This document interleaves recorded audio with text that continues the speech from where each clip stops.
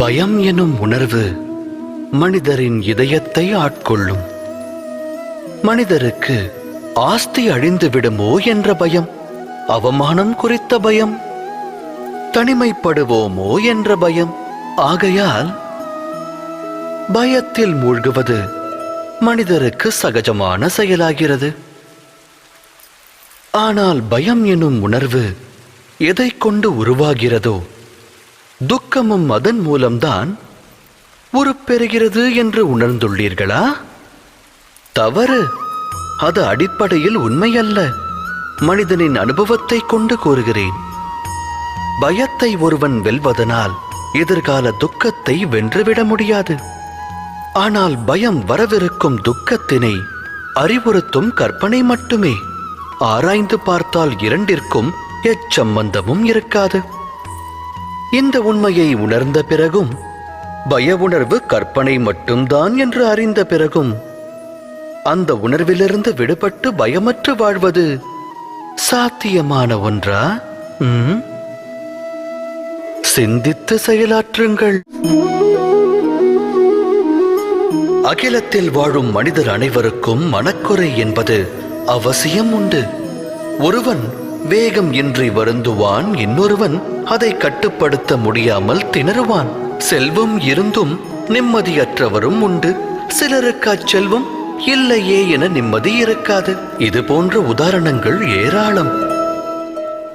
தாம் அனைத்தையும் பெற்ற மனிதரை இந்த அவனியில் சந்தித்திருக்கின்றீர்களா? குறையோடு வாழும் மானிடர் அந்த ஒரு குறையினை வாழ்வில் மையமாக்கி வாழ்கின்றனர். அக்காரணத்தால் இதயத்தில் துக்கமும் வேதனையும் குடிகொள்ள துவங்குகிறது. அவ்வேதனையே ஜனனத்தினின்று மரணம் வரை நீடிக்கிறது. அவ்விதம் உருவான அந்த குறையானது அம்மானிடருக்கு பழகிய ஒன்றாகும். வேறு சிலர் பற்றியும் கூறத்தான் வேண்டும். உருவான குறையை ஒரு சிலர் தம் சாமர்த்தியம் கொண்டு வெல்கின்றனர். அவர்களுக்கும் ஏனையோருக்கும் என்ன வேறுபாடு? தாம் இது குறித்து சிந்தித்ததுண்டா? இதற்கான விடை மிக எளிது. எவர் குறையினை வென்று காட்டுகிறாரோ, தனது சாமர்த்தியம் கொண்டு அதை வீழ்ச்சியடையச் செய்கிறாரோ, அவர் அதை கடந்த நிலைக்கு செல்கிறார். ஆக குறை ஏற்படுவது விதிப்பயனே. ஆனால் அக்குறையை மதிகொண்டு வெல்லும் மானிடர்தான் மதிக்கப்படுவார்கள். சிந்தித்து செயலாற்றுங்கள்.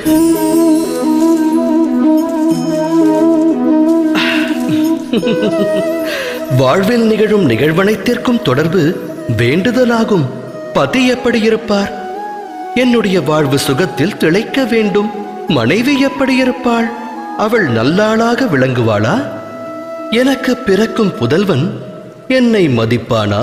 உத்தரவை ஏற்பானா? மனித மனம்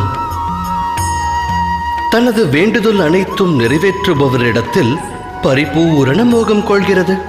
அங்கம் கொள்ளும் ஆசை பங்கம் விளைவிக்கிறது. காரணம் என்ன? ஏனெனில் ஆசை என்பது மனித மூளையை வியாபிக்கிறது. ஒருவரது ஆசையை உற்றவரே அறியாவிடில் மற்றவர் எவ்வாறு அறிவார்? நிறைவேறும் என்று கனவு கண்ட ஆசை நனவாகாமல் போனால் ஆசை கொண்ட மனம் நிராசை அடைகிறது. நிராசையடைந்த அம்மனதில் போராட்டம் பிறக்கிறது. அழிவிற்கான ஆரம்பம் அந்த போராட்டத்திலிருந்து துவங்குகிறது. ஆனால் மனிதர் தம் மனதில் பேராசை என்னும் விதையை விதைக்காமல் அன்பினை விதைத்தால் அகண்ட அகிலமே நன்மையை பெறும். நன்மையை பெறும் அகிலத்தில் நலமோடு மானிடர்கள் வாழ்வார்கள் அல்லவா? விதைப்பது எதுவென்று ஆலோசியுங்கள்.